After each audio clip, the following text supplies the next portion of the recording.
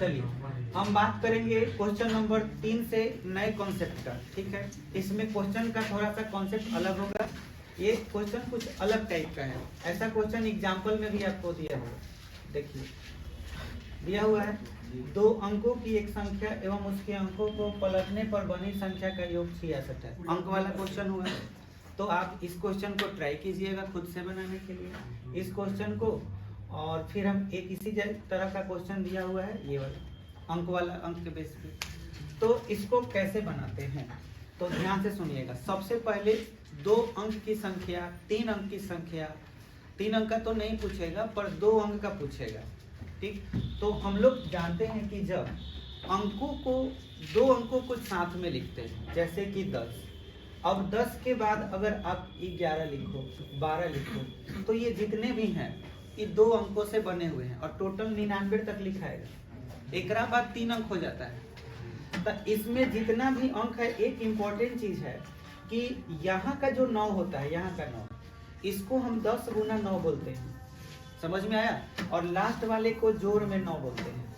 यानी कि 9 में 10 से गुना करो 90 और फिर 9 को जोड़ो, कितना आ गया? 99। उसी तरह से 12 को लिखना हो तो 10 गुना 1 बोलते हैं और प्लस में क्या बोलते हैं? 2। 10 में 1 से गुना करो 10 और 2 जोड़ दो, कितना हो गया? 12। उसी तरह से मान के चलो 54 लिख दिए, तो इसको कैसे बोलेंगे? प्लस 4। समझ में आया? अब आप एक बात को गौर कीजिए, यहाँ का जो अंक है दूसरे स्थान पर जो है, ये हमेशा 10 के साथ ही रह रहा है। 10 के साथ में रह रहा है कौन? 5। इसीलिए इसका नाम दहाई अंक है। दहाई अंक क्यों कहते हैं? क्योंकि 10 के साथ में रहता है। इकाई अंक क्यों कहते हैं? 10 के साथ नहीं रहता है। इकाई अंक मतलब कि 4 और दहाई अंक का मतलब जो 10 के साथ में है। कोई भी नंबर ले लो, 75 ले लो, तो 10 गुना 7 प्लस क्या होगा? 5। क्या ये बात समझ में आया कि दूसरे अंक को दहाई अंक क्यों कहा जाता है? उसी तरह से अगर 3 अंक का नंबर है, जैसे 475, तो 4 100 के साथ में रहेगा, 400 हो गया। फिर प्लस 7 10 के साथ में ही रहेगा तो 70 हो गया। अब 5 अकेले रहेगा, तो देखिए 470 और 5 हो गया कि नहीं? तो ये तो बात तय है कि दूसरा अंक हमेशा 10 के साथ रहेगा तो दहाई है। तीसरा अंक 100 के साथ में रहेगा तो सैकड़ा अंक कहलाएगा। क्लियर हो गया? आगे का कॉन्सेप्ट समझते हैं। अगर हमसे कोई सवाल इस तरह से पूछे कि अगर 2 अंकों को जोड़ करके 9 आ रहा है या 2 अंकों को जोड़ करके 15 आ रहा है, ऐसे करके कोई भी सवाल हमसे पूछा जा रहा है, आपसे हम बोलें कि बोलो ऐसा कौन सा संख्या है जिसके अंकों को जोड़ करके 9 आता हो, तो तुम तुरंत कहोगे कि सर 18 आंसर हो जाएगा। कैसे? क्योंकि 1 का 8 जोड़ेंगे तो क्या आ जाएगा? इस हिसाब से तो 27 भी आंसर हो जाएगा। क्यों? क्योंकि 2 और 7 जोड़ेंगे तो क्या आ जाएगा? 72 भी हो जाएगा। लो तब आ गया ना, कितना आंसर हो गया? ऐसा कौन सा अंक है जिसको जोड़ के 10 आएगा? तो संख्या कौन सा?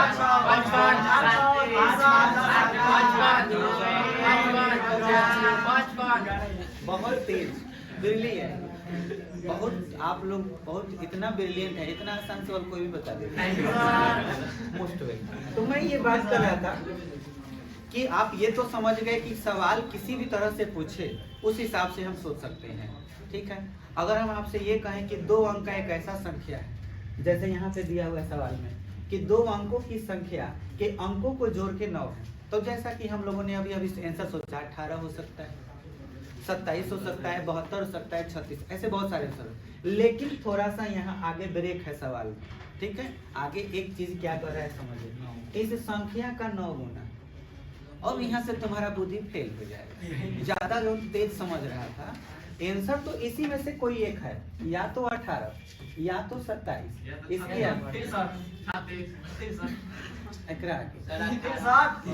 लाइन से बोलो ना। 45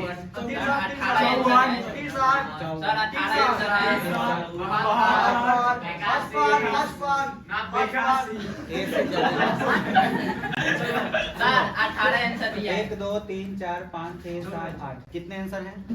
8। इस सवाल का सिर्फ एक ही आंसर है। सवाल में कहा है कि अंकों का जोड़ करके कितना आना चाहिए? 9।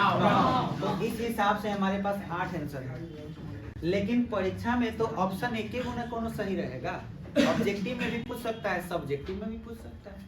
तो सवाल में ब्रेक कहाँ लगाया है समझो। ये जो ब्रेक डाउन समझ जाएगा सवाल बन गया। देखो करा इस संख्या का 9 गुना, मतलब जो संख्या आपका 8 गो है, इसी में से कोई एक है जिसमें 9 गुना यानी 9 से गुना होगा।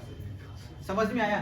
9 से अगर हम गुना करते हैं तो संख्या के अंकों को पलटने से, अब संख्या के अंकों को पलटने से जैसे रोटी पलटाता है ना, उसी तरह से अंक पलटेगा।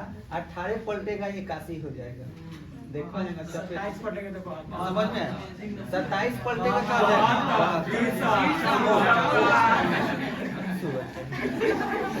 बीच में शुरू हो जाएगा। अभी देख एक बार पूछ दिए तब तेरे को बात करना जरूरी है। अब पूछेगा ना सर को बोलेंगे। हाँ हो गया। हाँ अब बाबू आगे समझिए। देखिए कह रहा है कि बनी जो संख्या है उसका कई गुना है? 2 गुना। अब इतना बुद्धि लगाएंगे हम लोग 10 क्लास के विद्यार्थी हैं, इतना बुद्धि काहे लगाएंगे? सोचते रह जाएंगे। हम लोग कुछ ऐसा दिमाग लगाए कि सवाल आसानी से बन जाए, दिमाग पर जोर ना पड़े। कितना आदमी के दिमाग पर जोर पड़ता है तो ज्यादा दिमाग पर जोर नहीं देना है, क्वेश्चन को सॉल्व करना है। कैसे सॉल्व करेंगे तरीका कॉन्सेप्ट समझते हैं। देखिए हम लोग को करना ये है कि जो संख्या बनी हुई है चाहे वो कोई भी, इसी में से ना कोई एक आंसर है। हम किसी भी क्वेश्चन में इस तरह का जब भी सवाल पूछेगा तो कॉन्सेप्ट पर काम करेंगे। जैसे कि 63 हो या 54 है, हम जानते हैं कि हमारा आंसर इन्हीं दोनों अंकों से बना होगा। ठीक, ये 6 होगा और 3, तो 6 हमारा कौन सा अंक है? इकाई की दहाई। दहाई वाले को 1 मान लेंगे और इकाई वाले को क्या मानेंगे? बात बुझाया? तो इसीलिए हम अपने क्वेश्चन को जब सॉल्व करेंगे तो बनाते समय पहले इसी में से जो सवाल में जो आंसर है हमारा वो पहले वो मान लेना है। और क्या मानना है? माना कि दहाई अंक बराबर कितना? और इकाई अंक इसलिए अब सुनो प्रश्न से एक एक सब प्रश्न से चलेगा। रुकिए आप समझिए तो पहले हम बोल रहे हैं कि संख्या में लिखना है हमारा, इसी में से ना कोई एक आंसर है। वो आंसर कैसे लिखते हैं पहले लिखेंगे, इसलिए संख्या हमको निकालना है, संख्या अंक नहीं। सब पहले संख्या आंसर होगा संख्या, तो संख्या इसी में से कोई एक है। अब अभी बताएं कि ये वाला संख्या किससे बना होता है? 10 से गुना किया गया होता है। तो x के साथ कितना से गुना होगा? 10x। जैसे 6 से गुना होता है किसमें? 10 गुना 6 होता है। अब प्लस में क्या होता है? 3। तो यहाँ प्लस में कितना होगा? y। ये रहा आंसर। यहाँ पे अगर x y के वैल्यू को पुट कर दोगे तो अभी जाकर तुमको आंसर मिलेगा। इसी से तुमसे सवाल नहीं बना होगा। तो याद रखो संख्या हमारा कौन है? 10x plus y। अब यहाँ से हम आगे बढ़ेंगे, लिखेंगे प्रश्न से। इसमें नया चीज समझा क्या है? हाँ संख्या हमेशा ही अंक के मान करके नहीं होगा। ऐसे संख्या हमारा 10x प्लस y यही हमारा आंसर है। अब सवाल जैसे जैसे कहेगा वैसे वैसे चलना है। पहले भाग में पढ़ो, कह रहा है कि अंकों का योग कितना है? 9। जितना बोले उतना। अंक कौन कौन है? तो x प्लस y बराबर 9। समीकरण 1। समझ में आया?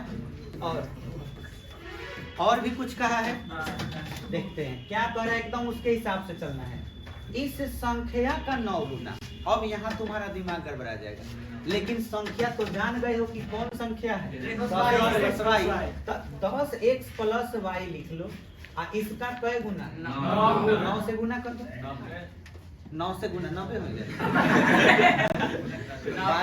नहीं ठीक बोला, ये सोचा है कि 9 से 10 गुना करा दे तो 90। तुम सही बोले हो। एक पहले लिख लेते हैं तब गुना कराएंगे। इसमें हंसने का क्या बात है? तो चेहरा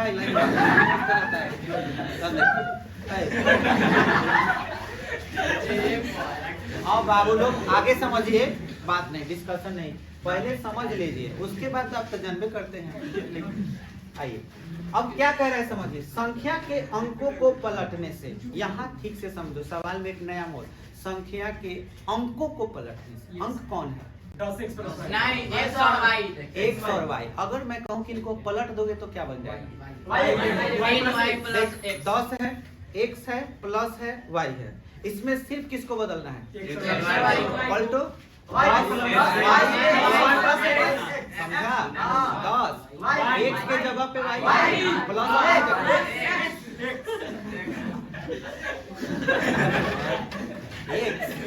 ये देखो 10 y पलटने से अब पर क्या कर रहा है? 2 गुना है। मतलब इसमें कितना से गुना? दोनों का पलड़ा बराबर है तो बराबर का चिन्ह है। अब गुना करेंगे, ठीक है? तो गुना यही में मैंने भीड़ में कौन 90 भाई 9 भाई यही में बोलियो दे रहा है गलती हो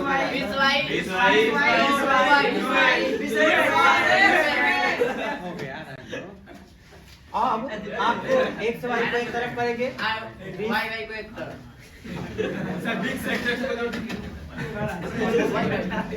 90x। अब देखो ये 2x उधर जाएगा तो -2x बराबर 9y के तरफ लिएंगे 20y 9y माइनस 20y बराबर में क्या बच गया? 0। कुछ नहीं तो 0 लिखेंगे। अब घटा लो 88x 9 से 20 घटा लो -11y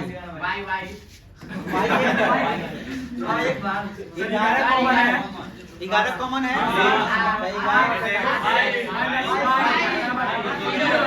हो जाएगा। अच्छा अब देखो 8x - y 0 के बराबर x - y बराबर 0 समीकरण। अब विलोपन विधि। विलोपन विधि में ध्यान देना है कि हम लोग विलोपन विधि कैसे अप्लाई करते हैं। आप यहाँ पे समीकरण 1 देख रहे हैं x + y बराबर 9 और यहाँ देख रहे हैं 8x - y बराबर 0। बोलिए क्या करना चाहिए? यहाँ पर y प्लस में है, अब y किस चीज में है? माइनस में। अगर जोड़ देंगे तो चिन्ह नहीं बदलेगा जोड़ने से और y क्या होगा? इसलिए हम लिखेंगे समीकरण 1 से। अब एक आप देखिए क्या दे रखा है x + y बराबर 9। हाँ और यहाँ 8x - y बराबर 0। देखिए अब जोड़ेंगे तो y कैंसिल 8x और x मिलकर बराबर 9 तो x बराबर 9/9 कट गया x का माने का। अब लिखेंगे समीकरण 2 में रखने पर 1 में रखने पर x जोड़ y। समीकरण 1 कितना था? x के जगह पर 1 प्लस y बराबर 9 तो y बराबर 8। अब हमको क्या निकालना था? संख्या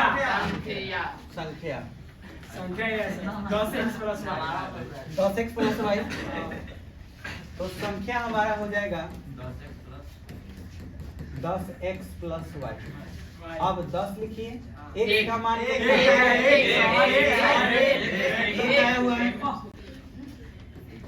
प्लस y का मान तो कितना हो गया? 18। अच्छा सही बना कि गलत इसको चेक भी कर सकते हैं। सही है। अंकों का योग कितना था? 9। 1 8 जोड़ के 9 आ ही रहा है, लेकिन 8 आंसर में से यही क्यों? जैसे आपका आंसर तो इतना है, सबको जोड़ के 9 आ रहा है।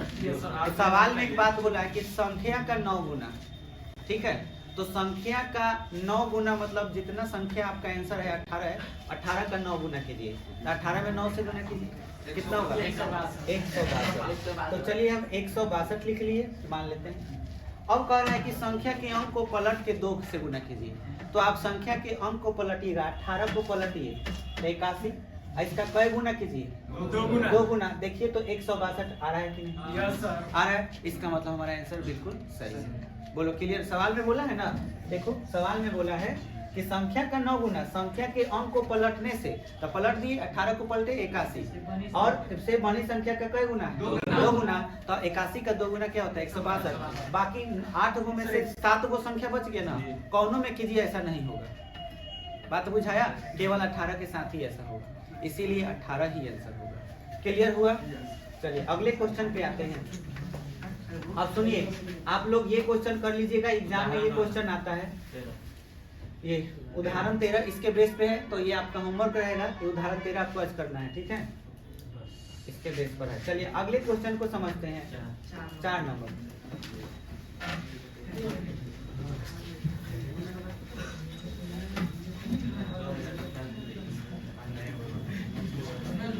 क्वेश्चन नंबर 4, सब लोग ध्यान से सुनिएगा, डिस्कशन अब बिल्कुल भी नहीं। देखिए, मीना 2000 निकालने के लिए एक बैंक गई। मीना नाम की लड़की को 2000 रुपया किसी बैंक से निकालना था, तो वो बैंक चली गई। ध्यान से सुनिएगा सवाल, एकदम फील करने का कोशिश कीजिए। इस तरह के सवाल अगर बनाने आ गए तो आप समझ लीजिए कि आपको मैथ में इससे भारी सवाल कहीं नहीं मिलने वाला। और अगर ये आपको आसान लग रहा है तो आने वाले समय में तुम्हारे लिए मैथ जो है ना, सभी विषयों के तुलना में सबसे आसान सब्जेक्ट होने वाला है। समझ में आया? और अगर ये तुम्हें बहुत भारी लग रहा है तो बहुत दिक्कत की बात है। पीछे के पढ़ाई को रिवीजन करते रहो। ये सब सवाल अगर बनाने आ गया तो इससे भारी कोई सवाल नहीं, सब इजी मिलेगा, एकदम आसान आसान सवाल मिलेगा। गुना भाग वाला तो आप कोई भी सवाल देखते ही, क्षेत्र मिति बहुत बड़ा चैप्टर है इसमें, लेकिन अगर तुम इस तरह का सवाल बनाने लगोगे तो चुटकियों में उसको सॉल्व करोगे। सवाल देखोगे, खाली गुना भाग करने में ही जो टाइम लगेगा, सो कॉन्सेप्ट तो तुम्हारा ऐसा ही क्लियर हो जाएगा। इस सब सवाल बनाने लगेगा तो त्रिकोणमिति जब पढ़ाएंगे तो त्रिकोणमिति और तुम्हारा बेस्ट हो जाएगा। जो साइन थीटा कॉस थीटा खूब नाम सुना होगा, ठीक है, वो सब भी पढ़ना है 8वें चैप्टर में। तो मैंने बता भी दिया कि कैसे हम लोग का सिलेबस चलेगा। अभी 1 और 3 चल रहा है, फिर अब हम लोग आएंगे किस पर, 2 और 4 पर। पेयरिंग चैप्टर है, 2 और 4 साथे साथे चलेगा, ठीक है। तो अभी ये खत्म कर लेंगे तो उसके बाद आपको दूसरा सब्जेक्ट शुरू करेंगे, जैसे फिजिक्स हो गया, उसके बाद केमिस्ट्री हो गया, बायोलॉजी, ऐसे करते हुए हम 2-2 चैप्टर खत्म करते चलेंगे। समझ में आया? इस तरह से हम लोग को बढ़ना है। अब देखिए, इस सवाल को समझिए, इस तरह के क्वेश्चन को घर पे अपने से खुद से बनाने का प्रयास कीजिए। मीना नाम की लड़की 2000 रुपये लेकर के नहीं, निकालने गई थी, बैंक में से निकालने गई थी। आगे समझने का है, खजांची इंग्लिश में कैशियर होता है। खजांची को हम इंग्लिश में कैशियर, जो आप जाते हैं बैंक में पैसा निकालने तो जो पैसा देता है उसको ही ना कैशियर बोलते हैं, उसी को हिंदी में क्या बोलते हैं, खजांची। तो जो सामने बैठा हुआ है कंप्यूटर के सामने, जो पैसा देने वाला है, उसने खजांची से कहा, कौन, मीना ने। मीना ने कहा कि 50 रुपए तथा 100 रुपए के नोट देने के लिए। कहने का मतलब कि वो कहती है कि मेरे को 2000 रुपये दीजिए, ठीक है, लेकिन मेरे को केवल 50 टकिया के नोट चाहिए और 100 टकिया के, एकरा के अलावा कोनो नोट नहीं चाहिए। यह एगो फरमाइश था। तो उस हिसाब से बताओ, खजांची कई गो 50 टकिया के नोट देगा, कई गो 100 टकिया है? क्या 15 गो 100 टकिया, तो 1500। अच्छा, क्या जरूरी है यही रहेगा? ठीक है, बदल भी सकता है, बदल भी तो सकता है, कुछ भी हो सकता है। 2000 पुराना है तो कैसे केहूँ पूरा देगा, कहेगा कि हाँ ये 100 टकिया ला, बाकी 50 टकिया।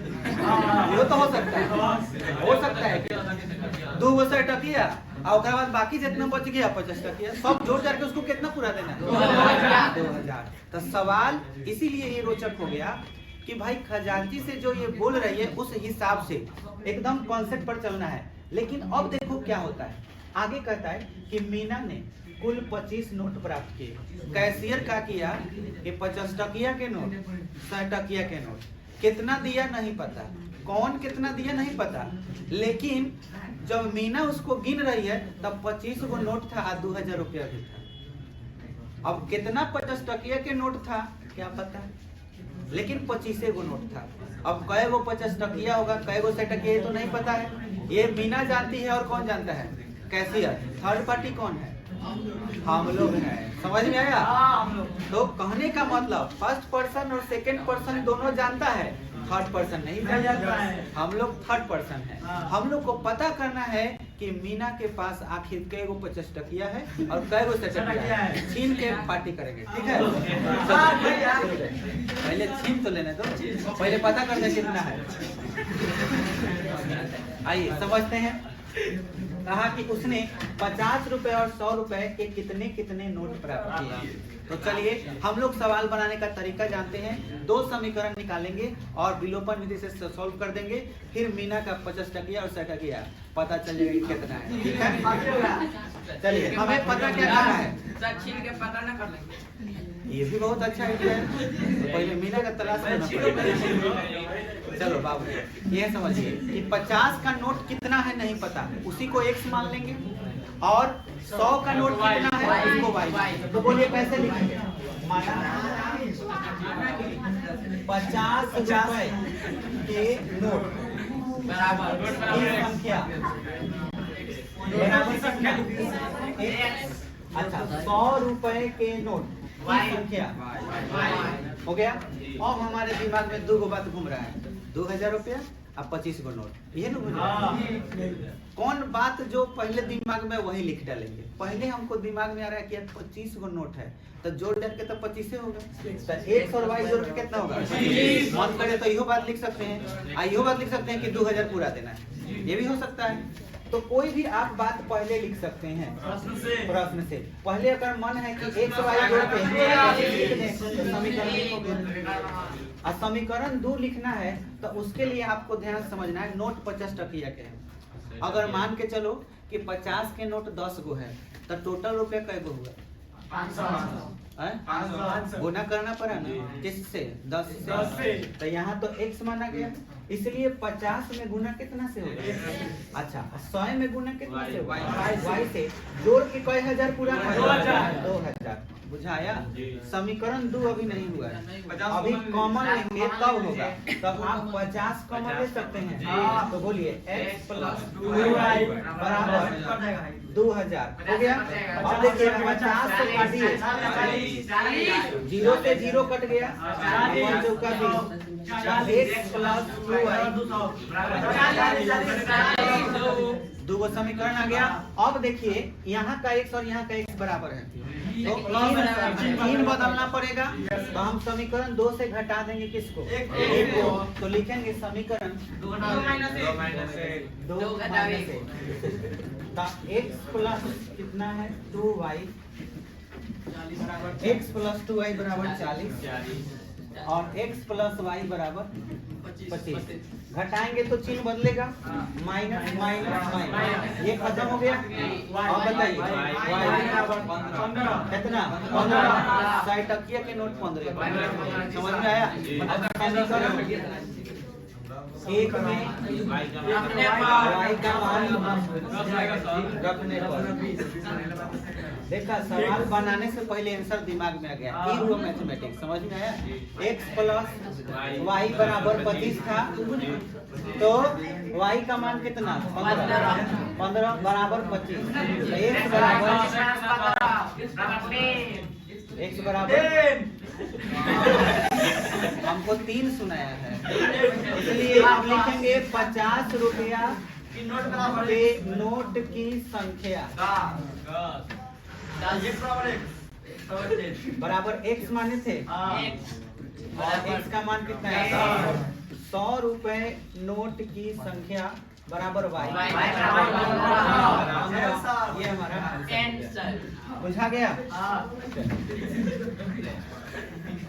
अगला क्वेश्चन प्लान बनाइए आप छीनने के लिए। प्लान बनाइए। बाद में छुट्टी हो जाएगा तो प्लान बनाएगा। मेरे घर पार्टी है दे देंगे। हाँ चलो अब समझो। अगला क्वेश्चन है किराए पर पुस्तकें देने वाले के साहित्य समझिए। तो हाँ बात मत कीजिए, ये क्वेश्चन भी समझ लेते हैं। आदित्य जी देखिएगा, कहना तो कुछ नहीं चाह रहे, ये हो जा रहा है तब कहेंगे जरूर। आप थोड़ा सा देख लीजिए इसको। किराए पर पुस्तकें देने वाले किराए का मतलब भाड़ा। भाड़ा पर पुस्तक कहाँ मिलता है? नहीं मिलती।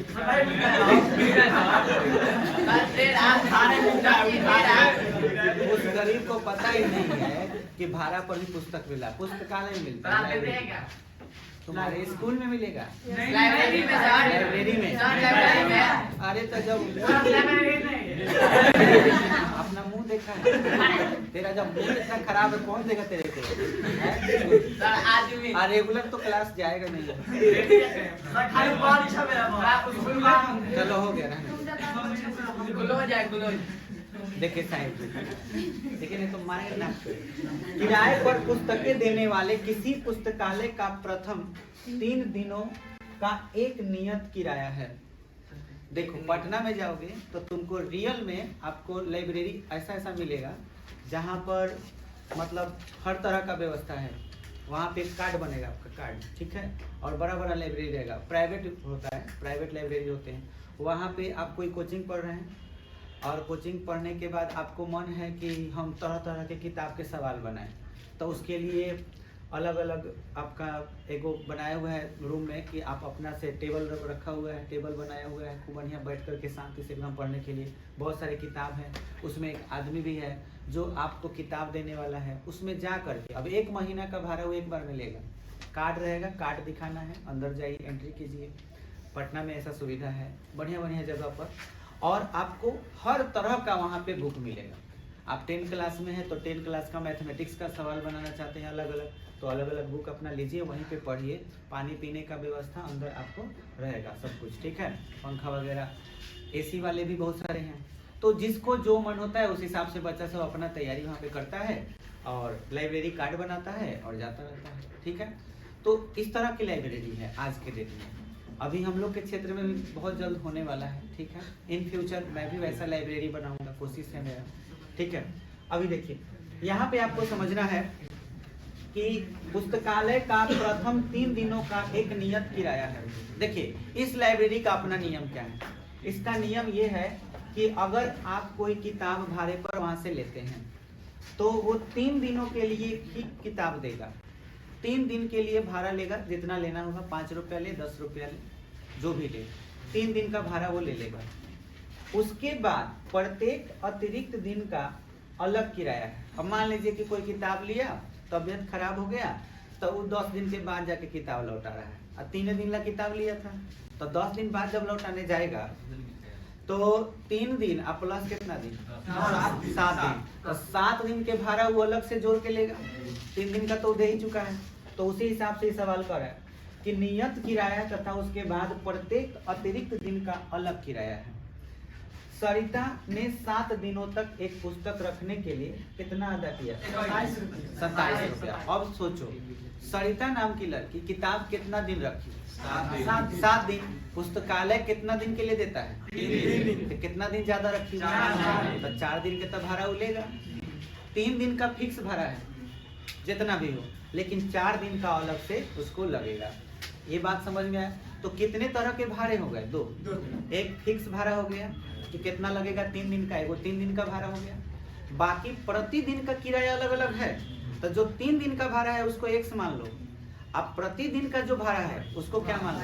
y। पहले इसको लिख लेंगे, क्या लिखेंगे? माना 3 दिन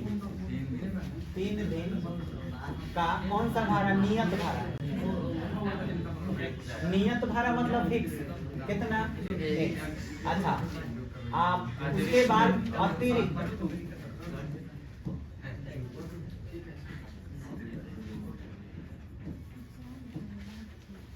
अतिरिक्त दिन का भाड़ा बराबर कितना? ये मान लिए। अब हम लिखते हैं प्रश्न से। सरिता नाम की लड़की किताब कितना दिन के लिए ले गई? 7 दिन।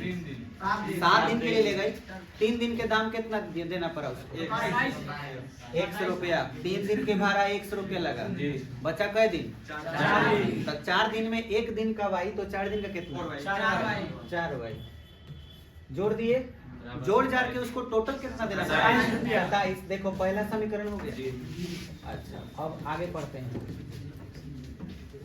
कह रहा है कि जबकि सुशी ने एक पुस्तक 5 दिनों तक, सुशी नाम की लड़की कितना दिन किताब रखी? और दी कितना? 21 रुपया। तो इसके लिए नियम थोड़ी अलग होगा, इसके लिए भी तो 3 दिन के किराया लगेगा। तो 3 दिन के किराया कितना? 100 रुपया लगा। बचा क्या दिन? 2 दिन बचा, तो कितना लगेगा? जोड़ जाकर 21। समीकरण नंबर 2 और ये कितना हो गया? अब बोलो क्या करना चाहिए इसमें? घटाना चाहिए। 1 से 2 घटा देते हैं। तो समीकरण 1 घटाओ 2 से। 1 में है आपका x + 4y बराबर 27 और ये है x + 2y बराबर 21। घटाएंगे तो चिन्ह बदल जाएगा, सब माइनस x कट गया, 4 से 2 घट गया, 2y यहाँ घटा लो, 6 हो गया। तो 2 को बटा में भेज दो, y बराबर 6 बटा 2 = 3। अच्छा समीकरण 1 में y का मान रखने पर समीकरण 1 हमारा है x + 4y बराबर 27। तो x + 4 y का मान 3 बराबर 27। तो x बराबर 4 3 12, 27 - 12 घटा लीजिए, तो कितना हो जाएगा? 15। अब हम लिख सकते हैं कि इसलिए नियत भाड़ा कितना माने थे? x है। और सवाल में कुछ बोल रहा है क्या? कह रहा है कि नियत किराया और अतिरिक्त दिन का किराया, वही बात पूछ रहा है। नियत भाड़ा x बराबर 15 आया, 15 रुपया।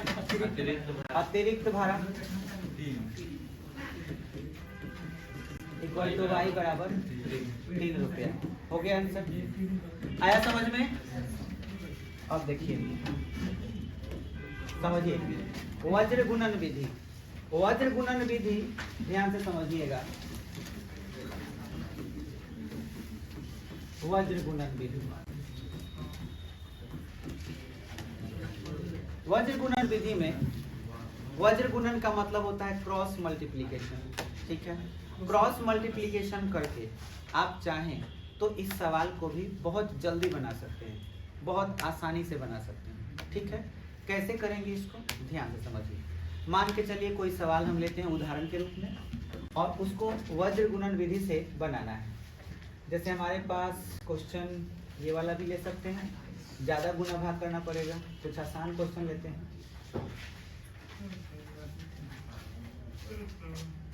ये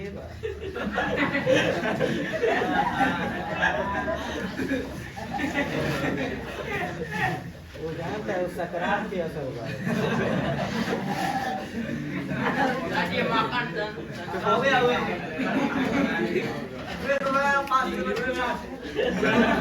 हम अपना से ही क्वेश्चन लेते हैं आसान सा, ताकि आपको समझ में आए। देखिए वज्र गुणन विधि बनाने के लिए आपको कैसे सॉल्व करना है। देखिए आपको सिंपल सा एक ट्रिक याद रखना है, BCAB याद रहेगा। हाँ, पहले कॉन्सेप्ट भी बता देते हैं। BCAB लिख लेना है हमेशा, हमेशा ब्रेन में याद रखना है कि वज्र गुणन लिखने के लिए हमें BCAB याद रखना है। BCAB 2 बार लिखना है, BCAB। बोलो इतना याद रहेगा कि नहीं? कोई डाउट नहीं इसमें। अब सुनो क्या करना है, इससे तीर चलाना है इधर, समझ में आया? इससे तीर चलाना है, क्लियर हो गया? ऐसा ही तीर चलाते रहना, हो गया? अब सुनो यहाँ 1 1 1 कर देना है और यहाँ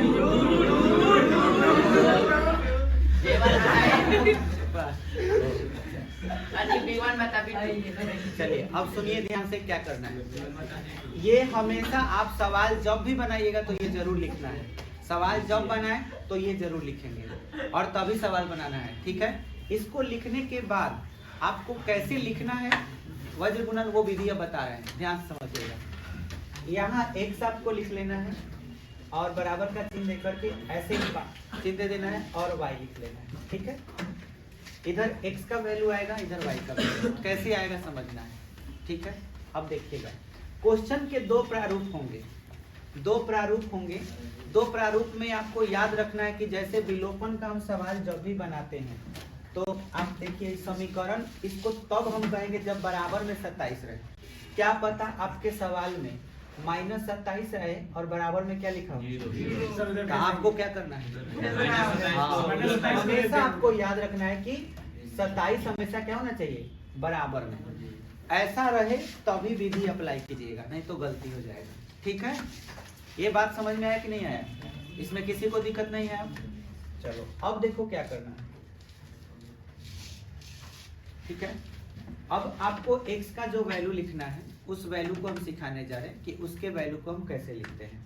ठीक, आगे आपको क्या करना है कि ये जो चीज लिखा हुआ है ये वाला, यहाँ से आपको x का वैल्यू मिलने वाला है और लास्ट वाला ये जो पोर्शन देख रहे हो ये लास्ट वाला वैल्यू, ये लास्ट वाला वैल्यू x के लिए भी लिखाएगा और y के लिए भी लिखाएगा।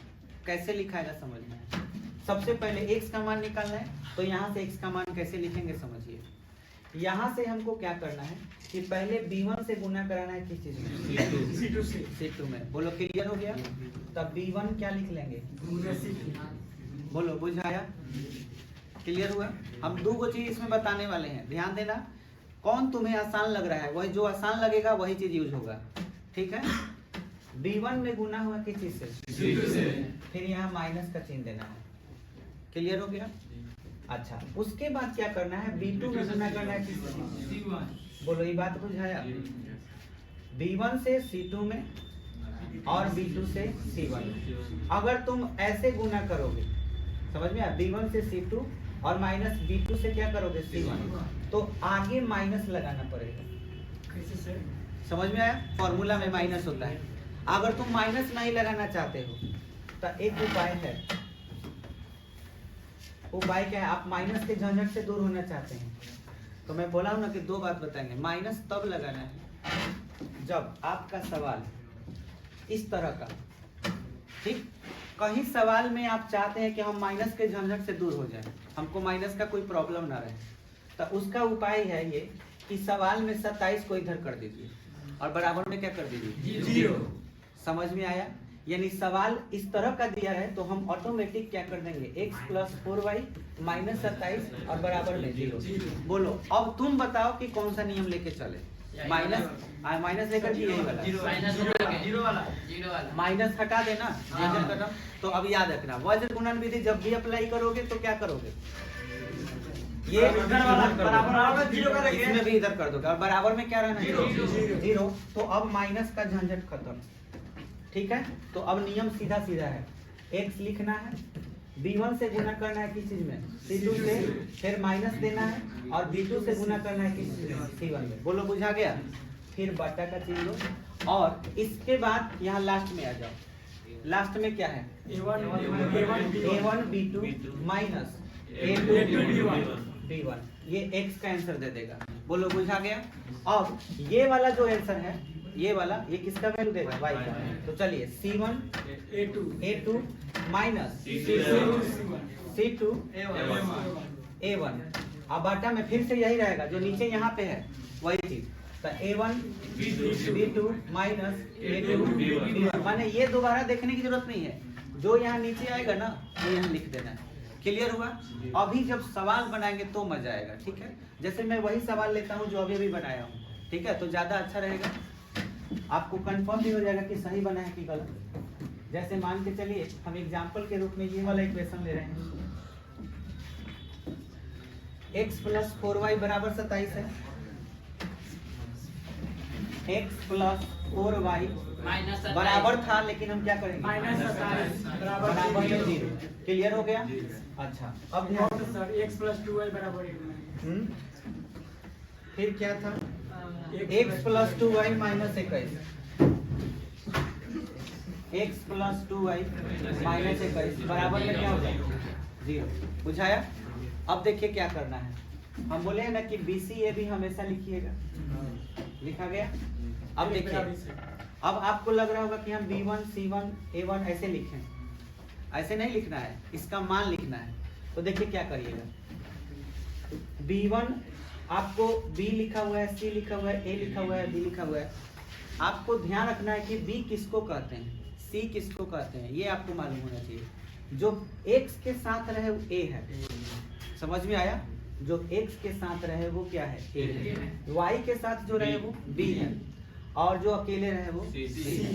तो बस जो वैल्यू है उसको नीचे यहाँ पे लिख दीजिए, ठीक है? बोलिए, ठीक से बताइएगा सोच समझ के। लिखना कैसे है समझिएगा। सबसे पहले ए लिखना है, फिर क्या लिखना है, बी, फिर क्या लिखना है, सी। ऐसे नहीं कि बी से ही चलेंगे, पहले हम कहाँ लिखेंगे, ए का मान। चलिए ए यहाँ पे है, कितना है यहाँ, इसके नीचे एक लिख देना है, लिख दिए। चलिए अब बी पर चलिए, 4। फिर बी के बाद क्या आएगा, सी आएगा। लेकिन बी कई जगह है, 2 जगह। तो 2 जगह लिख के अब सी पर आइए, -27। बोलो बुझाया? पहले ए लिखेंगे, फिर बी लिखेंगे, फिर बी लिखेंगे, फिर क्या लिखेंगे, सी। चलिए फिर से इस समीकरण में आइए। पहले ए, बोलिए कितना है, 1। यहाँ पे ए नीचे लिख देंगे 1। बोलो लिखा गया? अब बताओ किसका मान लिखेंगे, बी का मान कितना है, तो यहाँ 2, फिर यहाँ 2 लिखा गया, -21। बोलो बुझाया? अब तीर चलाने वाला काम याद है ना? यहाँ से तीर चलाना है इस पर, और यहाँ से ऐसे, फिर यहाँ से ऐसे, फिर ऐसे। बोलो बुझाया? अब x का मान निकालना है, तो ऐसे 3 दे देंगे। अब इधर x लिख लेंगे और इधर क्या लिख लेंगे, y। अब टेंशन फ्री है, माइनस का झंझट नहीं है। क्यों? क्योंकि हम बराबर में क्या कर दिए हैं, 0। चलिए अब तरीका बताए थे ना, तीर कैसे चलाना है, 4 से -21 पर, तो लिखेंगे 4 गुने -21। बोलो बुझाया? फिर माइनस लिखेंगे 2 गुना -27 है, तो 2 गुना क्या करेंगे, -27 ब्रैकेट में लिख दो, बटा। चलो अब लास्ट में आते हैं, लास्ट वाला 1 में गुना कितना से करेंगे, 2 से, फिर माइनस 1 गुना 4। बोलो बुझाया? अच्छा अब इधर आ जाओ, -27 में गुना कितना से, 1 से, फिर -21 में गुना कितना से, 1 से, -21 में 1 से, बाटा में हम नीचे वाला उतार देंगे, यहाँ देखने की जरूरत नहीं, 1 गुना 2 माइनस। बोलो बुझाया? अच्छा और ये चिन्ह अगर हम आगे बढ़ा दें ऐसे तो बुझा जाएगा ना। हम x लिख ले रहे हैं यहाँ, देखिए अब कितना हो जाएगा, -84। अब बताओ +54 हो जाएगा, नीचे -4 2 हो गया, कितना, -2 आएगा। इधर y था, चलो इधर आते हैं, -27 लिख लिए, फिर बताओ +21 लिख लिए, बटा में -2 हो गया। चलो इसको सॉल्व करते हैं, 54 से 84 घटाएंगे, ठीक है? तो उल्टा 4 से 4 गया, -30 और बटा में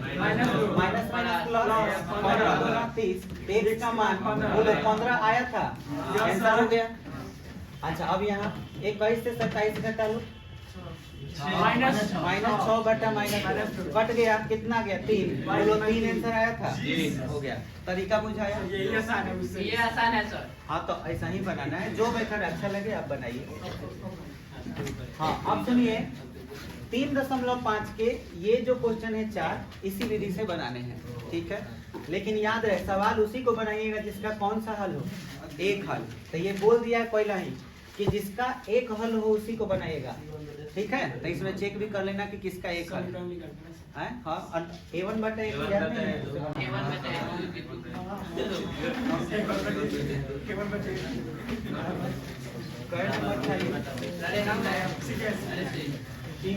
मोबाइल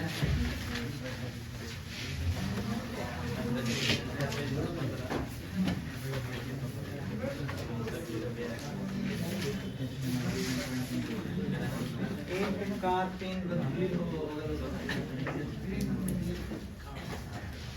1 नंबर का 3 एक्सरसाइज 3.4। चलिए नोट करिए, 2 का 3 2 का 3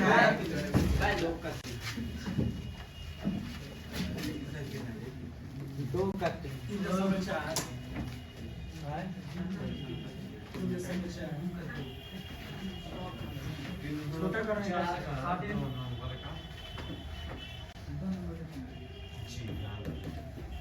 एक्सरसाइज 3.4